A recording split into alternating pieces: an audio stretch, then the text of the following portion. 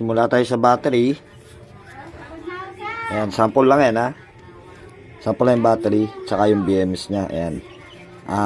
Battery positive, papunta sa B, positive ng BMS. Ganun din sa battery negative, papuntang B, negative ng BMS. Tapos yung output nya, ito yung magiging output nya, yung P positive, tsaka P negative. So yung P positive, pupunta sa module, sa B positive ng module. Tapos P negative, papuntang B negative ng module.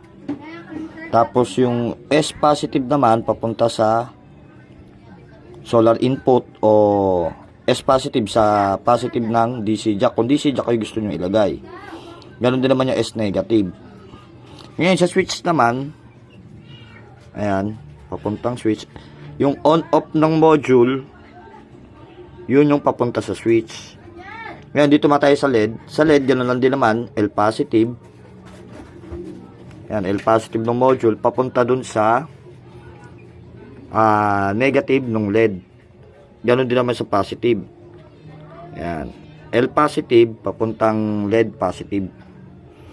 Ngayon dito sa switch, ayan yung switch line, yung on-off, kahit na mapagbalik-tarim yan, wala namang problema dyan. Ang ano lang dyan, kinakilaikat mo yan line na yan, oh. Tototong pagitan na to. Yan. Ikakat yan ng maliit na maliit lang. Makat lang yung guhit na yan na nagdudugtong dyan sa on-off. Kat mo lang sa gitna. Pa ganun lang. So, yun lang.